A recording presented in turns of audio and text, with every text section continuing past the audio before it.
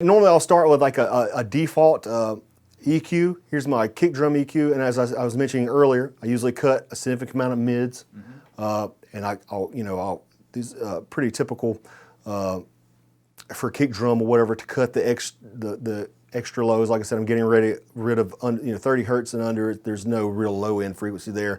That's desirable or that you want to hear. It makes it like rumbly and noisy. Okay. Same thing for the highs or whatever. I usually, for metal, you might want to, preserve up to like, 12 or 14K clicky to kind have the click. But for Yeah. Tommies, we backed it all the way down to like, 3K. Wow. So there's no high information, in that area.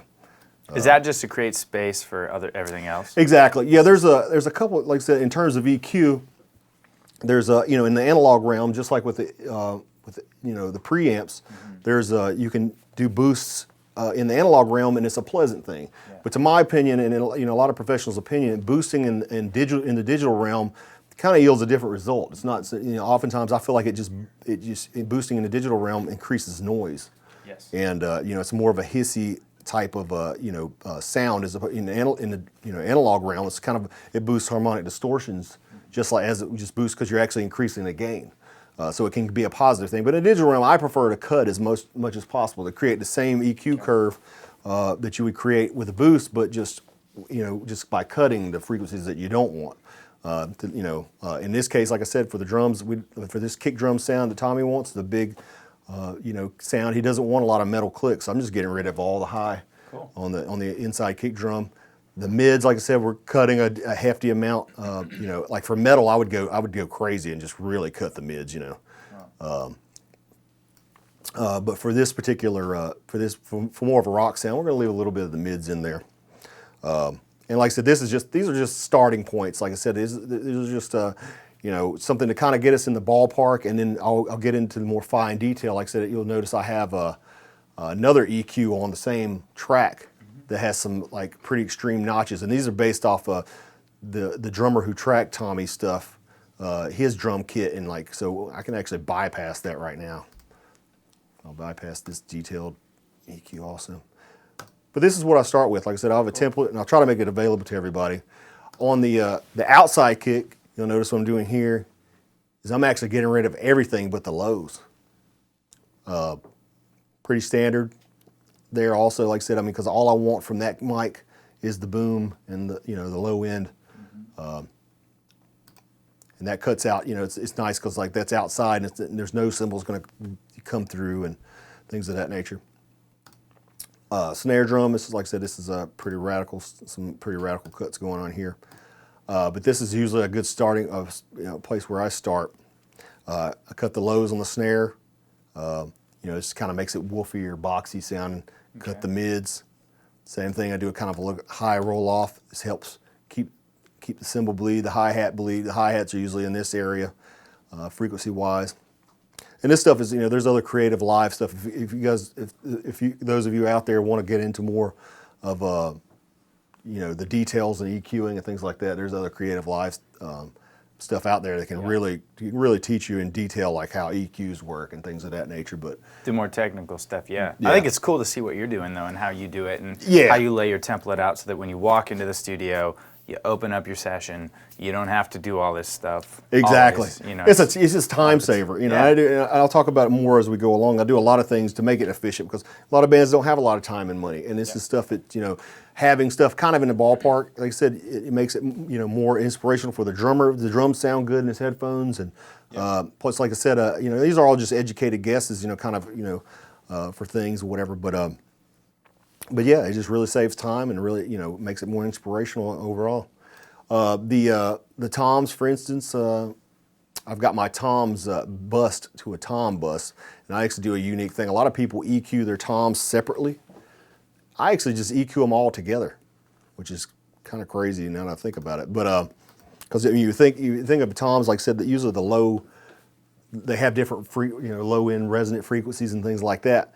But I want the drums to sound natural, particularly in this case or whatever. And a lot of times I hear people's toms and they just sound really unnatural, in terms of like how much low end's boosted and things like that. And by EQing them together, you kind of get a more of a natural type of like obviously we're doing some rattle EQ, rattle mid-range cut, and some high and low cut or whatever, but you get more of a feel of like, hey, these are real just drum toms, and it's not so processed that it just sounds like, electronic drums or something like that. When you start processing each tom and picking resonant frequencies and specific attack frequencies of each drum, it starts to sound really separated and really, which, like I said, for some projects that might be a desired type metal sound. stuff. Those super. Yeah, just people who want to really produce a vibe or whatever. You might want to get into that, but for this particular project, again, this is where I'm starting. Cool. Cymbals, I normally. Let me see if we've got this going on here. For the cymbal tracks, this is the ride, the hi-hat, the overheads, and we don't have any auxiliary cymbal stuff like splashes or chinas, and we didn't talk about that, but normally I actually mic those as well.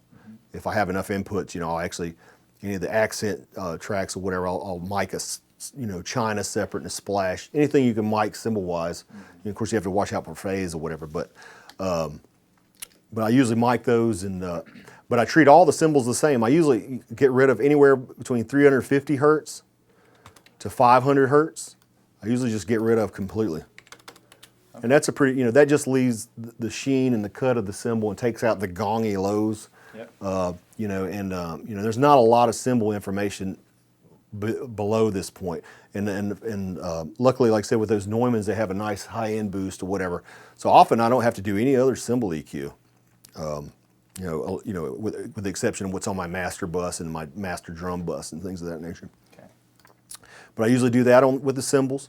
With the room mics, I kind of do the opposite. With the rooms, and this is another kind of normal thing, I get rid of the lows and I get rid of the highs, and I'm focusing mainly on the, capturing the mid and the ambience of the drums to kind of blend that back into the drums. Obviously we've done the opposite with the direct mics, right? But this is going to put the mids back in, and with the ambience or whatever. So we get cutting the mids to get all the punch and the attack and the low end or whatever. But if in the room mics, like I'm cutting the lows and highs, we can blend back in the mids and the natural sound of the drums, to taste. That's cool. But I usually do all my overheads, and it's like I said, this is just a good starting guess. Like this is I think obviously I use this for Tommy's and I didn't even tweak it at all. It's very, and then, for my drums, I have all my drums. These are actually percussion things, and I'll get into talking about that. We've actually, for this particular song, we've already pre-recorded just a shaker and a little bell cymbal. But I've got it sent to my drum bus or whatever because I want it to sound like it's in the same space. Like I said, one thing I do that's a little different. I don't create like a verb bus or anything like that, and verb different things a different amount. I want the drums to feel, like I said again, to sound more organic for Tommy's vibe. I want the drums to feel like they're in the same space. Yep. I don't want a lot of engineers will do a different reverb for the mount and stuff for the snare and the toms and things like that. To me, it just starts to sound more processed and kind of just unnatural. I mean, you can create cool effects and extra depth and things like that with those techniques, and some of the more, if they want some more processed stuff, like in the 80s they got crazy with gated reverbs and just different types of effects on different drums, and that I think it's kind of out of favor to have those sounds on records these days. I still love them for Def Leppard or whatever, but I don't get many people wanting that drum sound nowadays. But like I said, so basically what I do, I send all the drums to through this one verb. Except for the kick, of course. I want the kick usually to be a little more dry. But I send all the snare, the kick, the snare, the toms, the overheads, the rooms, everything through one common verb or whatever to kind of, like I said, tie it all together, put it in the same, environment. And then I also bust that through a drum bus or whatever. And I'm doing a little bit of EQ here. If you notice on the drum bus, and this is not necessarily typical. Sometimes I leave it more flat. But I'm rolling off some extra lows, some extra highs for Tommy's drums, just making it a little warmer. This actually takes a little of the air off the drums, but because this is a rock song. We wanted kind of more of a vintagey type, drum sound, and a lot of the vintage equipment, it didn't produce frequencies beyond 14K. Some of the Pultec EQs and stuff, it just didn't pass the frequencies through. So part of that sound was it was missing highs and stuff, and it's a good sound. It's a warm sound, It's a but I'm kind of emulating that by just going ahead and cutting out the frequencies, and then just doing a little bit of just doing a little bit of low cut, just basic slight stuff or whatever. And this was just all, in the mix kind of decision. So this affecting all the drums. So obviously, like I said, I mean, your EQ here, like, you could create kind of a similar type of thing by just, taking that away and then cutting 500 hertz here or whatever, you know what I'm saying, like on each individual. But instead of doing it each individual, I felt like the drums just overall had a little bit too much low end in the mix. So I just went here and did the cut instead, as opposed to doing it to each individual thing. Awesome. And then again on my master bus, I've got a master EQ that I'm doing some kind of same type of deal. And this affects everything, the guitars, the vocals, and we'll get into that later. But yeah, I've got a couple of plugins or whatever. These, like for instance, this, the Wave Solid State Logic master bus compressor is famous. I mean, loads of people use it. It just sounds cool on drums, It just has a really cool character. The compressor, like honestly, and I'll go into this later, whatever. I don't use compressors on drums so much for dynamic processing, which is it's gonna freak some people out probably. But I use auto sum limiters like the Waves L1, L2. Okay. Stuff because it doesn't actually change the transient. It actually just evens stuff out and keeps the sound maximum natural. Okay. But compressors actually change the character of the transient. You can sharpen transients, fatten transients. You can actually change what forms the actual waveform, the way we hear it, and it can actually change that more so than like the auto. You'd rather have a natural. Yeah, I'd rather have a natural dynamic. My dynamics limiting and stuff. I'd rather preserve it natural. Yeah. But I still like a little bit of the color. Like I said, this actually. You have the analog in. This emulates the harmonic distortions that this particular unit contributed to the sound. Cool. And this is on your master drum bus? Yeah, it's on my master drum bus, yeah. And sometimes I'll use it on my master bus as well. If you notice, I've got a couple layers of this. Yeah. And it's not so much, like I said, it's not so much for dynamics control. I just want the character. It adds, like I said, it adds a certain snap, like a warm, rounded snap to this kick and the snare.